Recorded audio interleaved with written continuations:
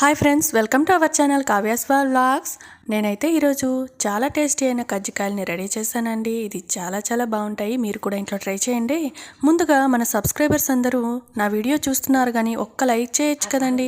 ఈ వీడియో ఎంతవరకు వెళ్తుందని నేను చూస్తాను కదా. అలాగే నన్ను సపోర్ట్ చేయండి. వీడియో నచ్చితే లైక్ చేయండి, చాలామందికి షేర్ చేయండి. ముందుగా ఈ కజ్జికాయల తయారీ కోసం మైదా పిండిని సిద్ధం చేసుకోవాలండి.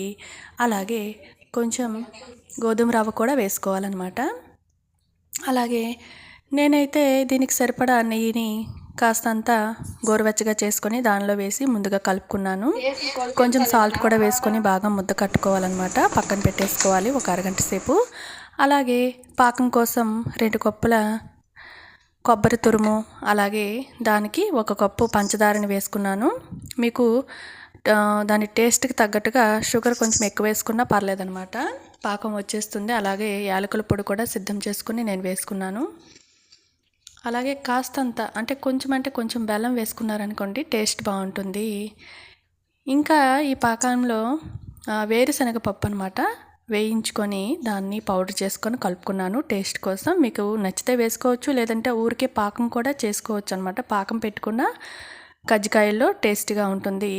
పక్కన పెట్టుకున్న పిండిని ఈ పూరీలాగా అదుపుకున్నాక మనకి కజ్జికాయల అచ్చు ఉంటుంది కదండి, దానిలో ఈ చపాతీని పెట్టుకొని దాని లోపల స్టఫింగ్ చేసుకోవాలి. ముందుగా చేసుకున్న పాకాన్ని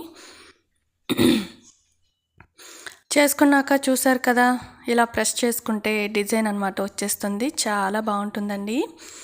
నా వీడియోస్ కనుక మీకు నచ్చినట్లయితే తప్పనిసరిగా లైక్ చేయండి.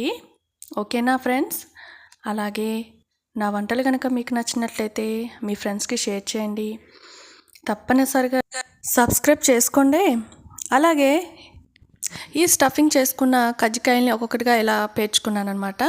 ఆయిల్ అనేది బాగా హీట్ ఎక్కాలి. హీట్ ఎక్కిన తర్వాత మాత్రమే కజ్జికాయల్ని ఇలా ఫ్రై చేసుకోవాలి. హీట్ ఎక్కాక కజ్జికాయలు అనేవి చాలా తొందరగా ఫ్రై అయిపోతాయి అనమాట. చాలా పొంగుతూ వస్తాయి అనమాట. చాలా క్రిస్పీగా కూడా వస్తాయి. ఇలా గోల్డెన్ కలర్ వచ్చే వరకు ఫ్రై చేసుకున్నాక మనం సర్వ్ చేసుకోవచ్చు. కొంచెం మనం ఈ కజ్జికాయల్ని ఫ్రై చేసుకోవడానికి కొంచెం లావుగా ఉన్న పెనం మాత్రమే యూజ్ చేయాలి. పలచగా ఉంటే కజ్జికాయలు మాడిపోతాయి అన్నమాట. ఇదొక చిన్న చిట్కా, మీరు ఫాలో అయిపోతారు కాదు. అలాగే నా వీడియోస్ కనుక మీకు నచ్చినట్లయితే లైక్ చేయండి. మరెన్నో సరికొత్త వీడియోల్ని నేను చేసి చూపిస్తాను. చూసారు కదా ఎంత క్రిస్పీగా ఉందో ఈ కజ్జికాయ. తినడానికి కూడా చాలా బాగుంటుంది. సాయంకాలం మీ పిల్లలకి పెడతారు కదా, చాలా బాగుంటుంది friends. Thanks for watching. Bye.